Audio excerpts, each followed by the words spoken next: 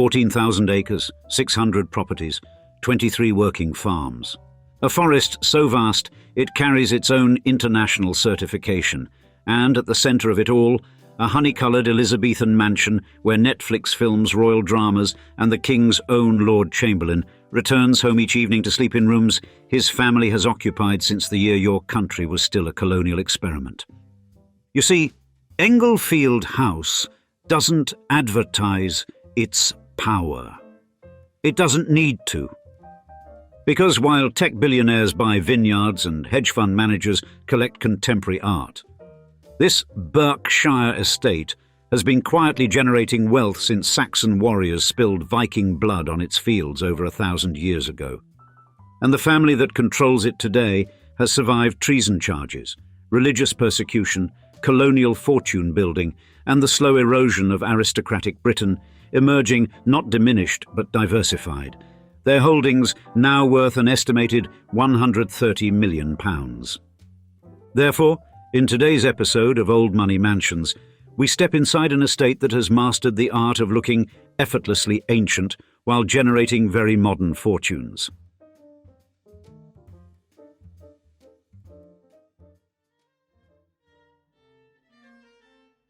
Approach Englefield House from the children's garden near the entrance gates, where 4 small statues hide water jets that emerge unexpectedly to delight visitors, and you encounter an estate that has mastered the art of looking effortlessly ancient while generating very modern revenue streams.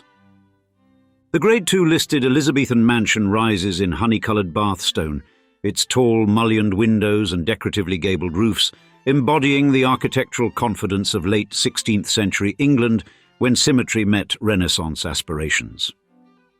Pass through to the formal gardens, open to public visitors every Monday for a modest £5, and the Victorian transformation becomes apparent in 3 enormous terraced levels descending from the house.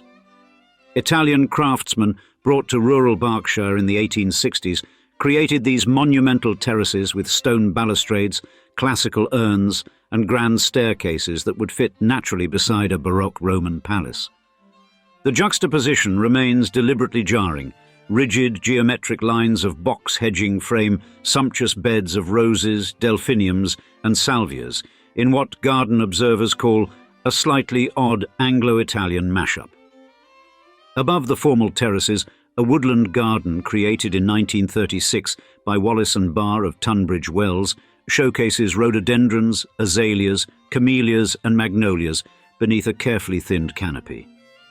In May, the hillside above the house transforms into a carpet of native bluebells, punctuated by Japanese maples putting out bright early leaves, much of the original planting intact after nearly 90 years. A pine-cone-lined grotto at the stream's summit represents more recent stewardship, anchoring modern additions in historical precedent, while a thoughtfully placed bench offers views over house, garden, and the wide valley beyond. Enter the house itself, available for corporate events and film crews rather than public tours, and the long gallery immediately establishes the estate's dual nature. This light, elegant room extending along the upper floor maintains its historical character while accommodating theatre-style presentations for 180 attendees or luxurious dining for 140. The drawing room, recently featured in Netflix's Too Much Wedding Sequences, showcases a magnificent ornamental ceiling, Waterford crystal chandelier, and panoramic views over the formal gardens. The library, created from the original entrance hall during 1850s renovations, houses over 2,000 books beneath a ceiling featuring delicate acanthus sprays and ornamental medallions. Production designers consistently select these spaces for their period authenticity. The house has portrayed everything from Sandringham in The Crown to Charles Xavier's School in X-Men First Class. The estate encompasses 14,000 acres of productive land across West Berkshire, including 23 tenant farms, 3,500 acres of Forest Stewardship Council certified woodland, and over 600 individual properties. Richard Benyon, Baron Benyon of Englefield, serves as current chairman, balancing his role as Lord Chamberlain to King Charles III with estate stewardship that his family has maintained since the mid-18th century. Annual events range from heritage live summer concerts accommodating thousands to intimate corporate functions in the state rooms, all contributing to the substantial costs of maintaining historic fabric. Standing in these Italian terraces, surrounded by architecture that spans from Elizabethan origins through Victorian grandeur to contemporary adaptation, you realize this estate demonstrates how old money survives new centuries, though that survival story begins with Saxon blood spilled on this very ground.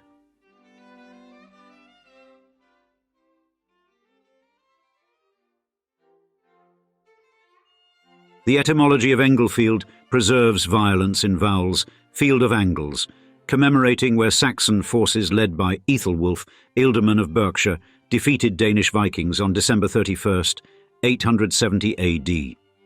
This opening battle of a campaign that would determine Saxon England's fate saw one Danish earl killed and Viking forces routed, though victory proved short-lived when the main West Saxon army suffered crushing defeat at Reading 4 days later.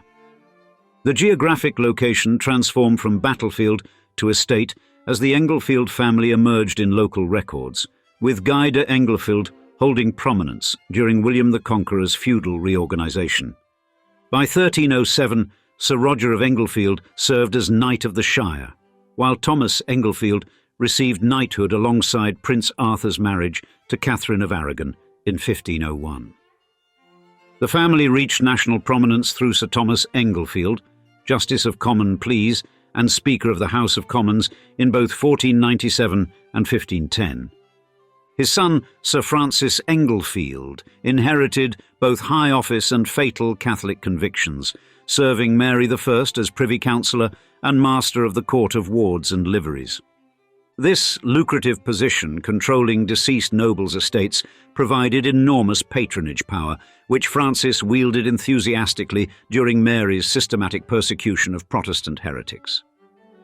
Elizabeth I's accession in 1558 transformed Francis from powerful courtier to dangerous exile, fleeing to the continent where he joined Catholic conspirators plotting the Queen's overthrow.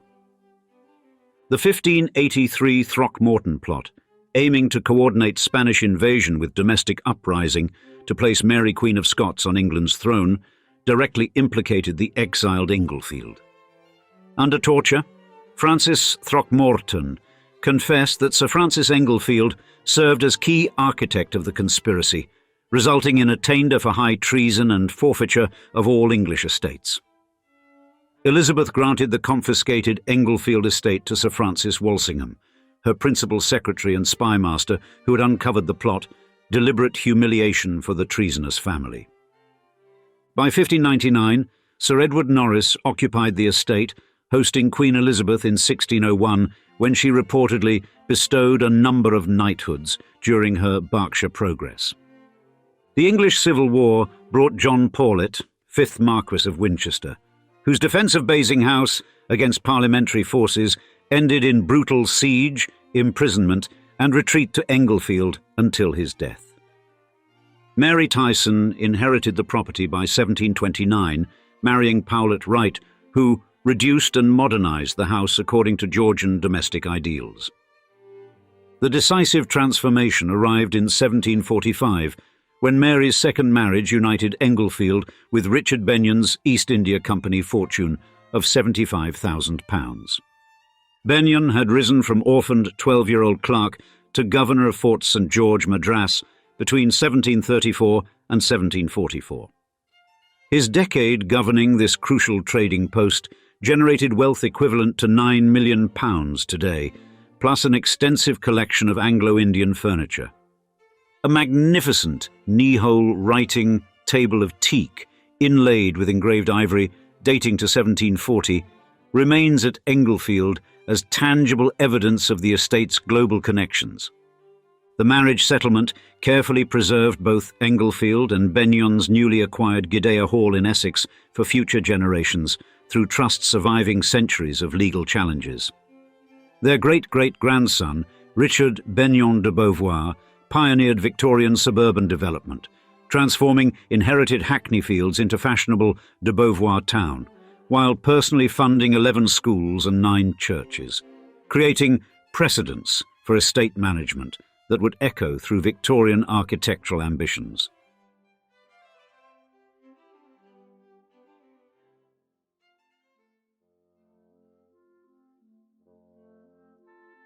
Richard Benyon de Beauvoir inherited Englefield in 1796, but came of age during an era demanding Georgian refinement rather than Elizabethan sprawl. In the 1820s, he commissioned Thomas Hopper, architect favoured by George IV for both Gothic revival and Grecian classical styles, to undertake substantial renovations. Hopper's other commissions included Penrhyn Castle and works at Windsor Castle, positioning him among Britain's architectural elite capable of synthesising historical respect with contemporary comfort. An early photograph by William Henry Fox Talbot captures the house as Hopper left it. Elizabethan bones clothed in Regency elegance, maintaining period character while introducing modern conveniences. The defining transformation began in the 1850s when Richard Fellows Benyon commissioned Richard Armstrong, described as a little-known Scottish architect, for comprehensive rebuilding. Armstrong's programme maintained the Elizabethan E-plan configuration and essential proportions while introducing high Victorian sensibilities throughout.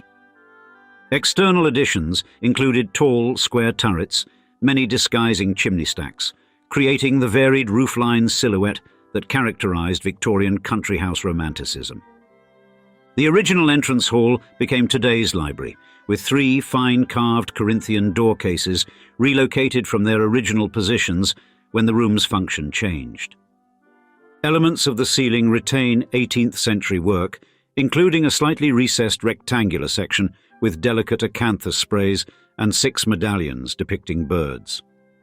Throughout principal rooms, Armstrong installed elaborate Victorian plasterwork, woodwork, and finishes that embodied mid-Victorian preferences for richly detailed interiors.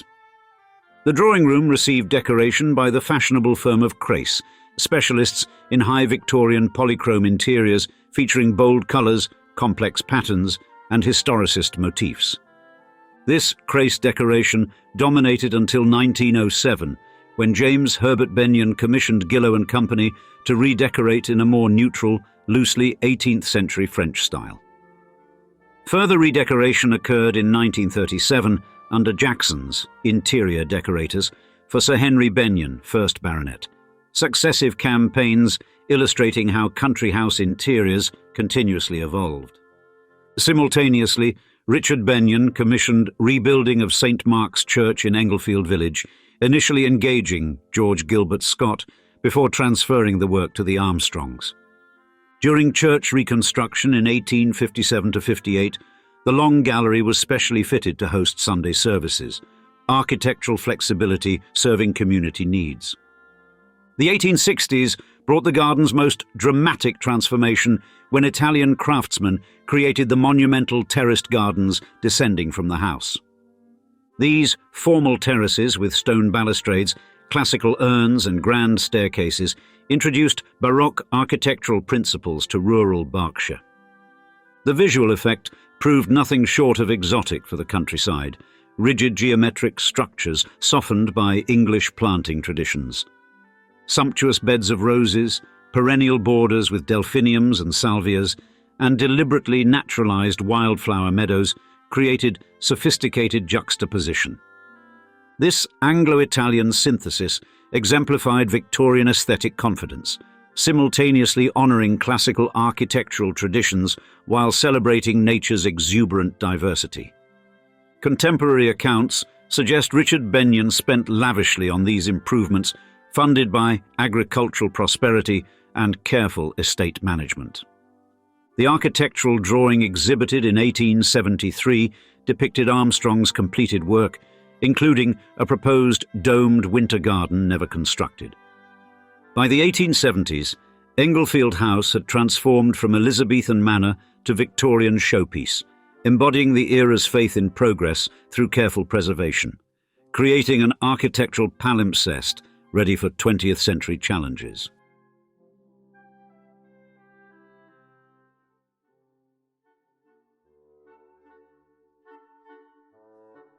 The 1930s brought new approaches to Englefield's landscape when Sir Henry Benyon, 1st Baronet, commissioned Wallace and Barr to create the woodland garden above the house. This Tunbridge Wells firm specialised in woodland design and rare plant cultivation, beginning with comprehensive thinning of existing forest canopy to create filtered light conditions.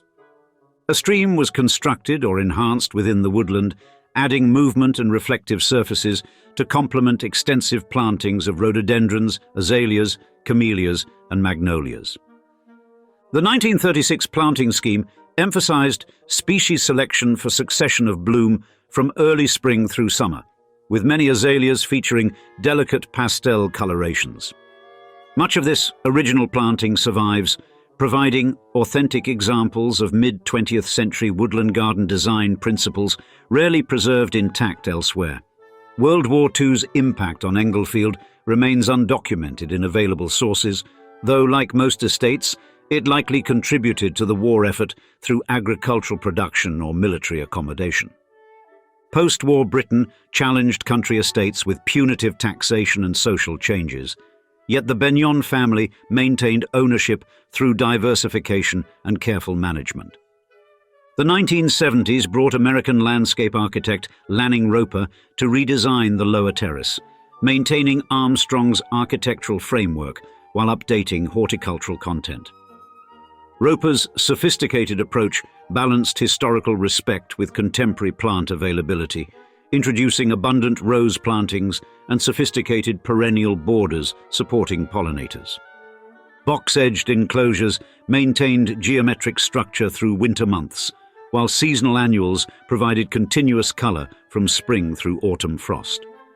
This philosophy, conservative toward historical architecture while innovative in horticultural content, exemplified late 20th century heritage garden conservation principles.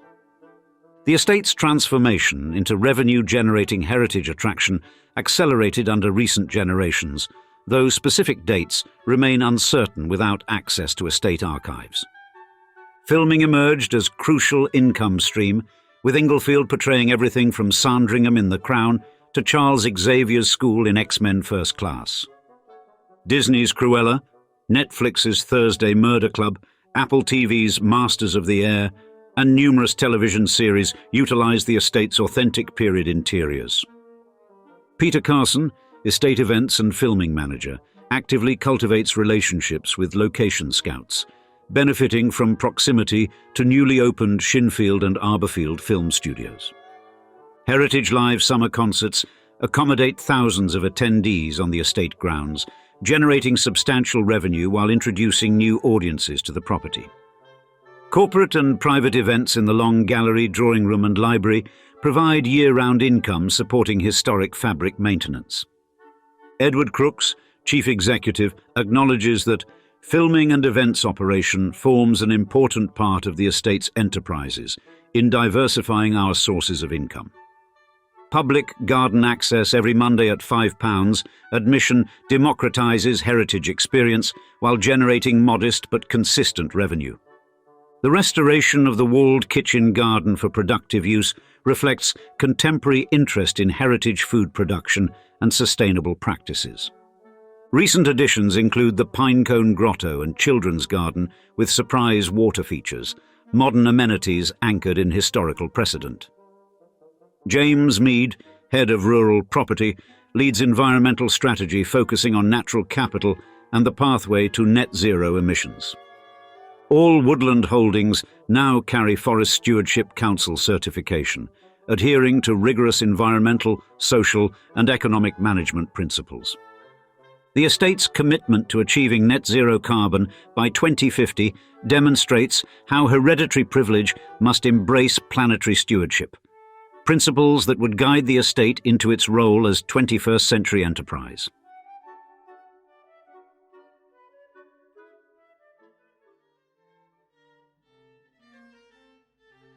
Lord Benyon's 2021 elevation to the peerage coincided with his appointment as Parliamentary Under-Secretary at DEFRA, uniquely positioning him between private estate management and public policy. His subsequent role as Lord Chamberlain to King Charles III in 2024 places Englefield's owner at the apex of British establishment hierarchy. The estate today employs approximately 60 skilled professionals across building, forestry, game, gardens departments, property portfolios, and in-hand farms. Agricultural operations include 2,000 acres directly managed through joint venture with specialist arable contractors producing wheat, barley, and oilseed rape. 23 tenant farms maintain multi-generational connections, with the estate becoming the first UK private estate organising comprehensive farm resilience programme workshops in 2022. Commercial property portfolios span storage units, offices, yards and workshops in rural locations, supplemented by retail premises in Newbury, Wokingham and Windsor. Over 380 cottages and houses across Englefield, Thiel and Bradfield maintain long-term relationships with local families and businesses. Duncan Rands leads the maintenance team, the engine room of the estate, comprising skilled stonemasons, bricklayers and specialists preserving historic fabric. Timber harvested from 3,500 acres of certified woodland supplies, everything from fencing to furniture manufacturing and film set construction. In 2019, Forestry Department secured European Agricultural Fund grants for modern equipment, enhancing operational efficiency while maintaining sustainable practices. 2017 analysis identified Lord Chamberlain as West Berkshire's single largest private landowner, with 30 landowners collectively controlling nearly half the county. Sunday Times Rich List estimated his net worth at approximately £130 million in 2019, derived primarily from diversified estate assets. The separate Benyon estate in Hackney comprises over 400 properties in gentrifying de Beauvoir town, managed by Lord Benyon's younger brother Edward. Pippa Middleton's 2017 wedding at St Mark's Church demonstrated Englefield's continued relevance within British elite social networks. The choice to hold ceremonies at estate church and receptions on Englefield grounds affirmed deeper integration within aristocratic and gentry networks beyond mere venue hire. Recent film productions, including Too Much and The Thursday Murder Club, continue generating revenue while introducing global audiences to the estate. Annual visitor numbers and event attendance, though undisclosed, suggest successful balance between public access and private family residence. Lord Benyon describes the family as just tenants here for our lifetime, reflecting modern aristocratic emphasis on stewardship rather than ownership. Advisory Committee on Business Appointments reviewed his return to estate chairmanship following ministerial service, finding appropriate safeguards against conflicts of interest. The estate's partnership with Museum of English Rural Life for archival preservation demonstrates commitment to historical scholarship alongside commercial operations. Englefield Estate stands among southern England's largest privately held rural properties, embodying landed power's persistence through careful adaptation. Yet, survival requires acknowledging that agricultural revenue alone cannot sustain 14,000 acres and 600 properties in perpetuity. Diversification into commercial property, forestry, tourism, filming and events represents sophisticated understanding that privilege requires active management to endure. The 1,000-year continuum from Saxon battlefield through Catholic conspiracy, East India wealth, Victorian grandeur to contemporary mixed enterprise demonstrates institutional resilience. Old money surviving by embracing new methods while maintaining essential character that transforms mere property into multi-generational legacy. And now, we'd love to see you in the comments. Are you a native Brit? And if so, have you visited this incredible estate yet? We look forward to hearing from you below, and thanks for joining us for another episode of Old Money Mansions. Cheers.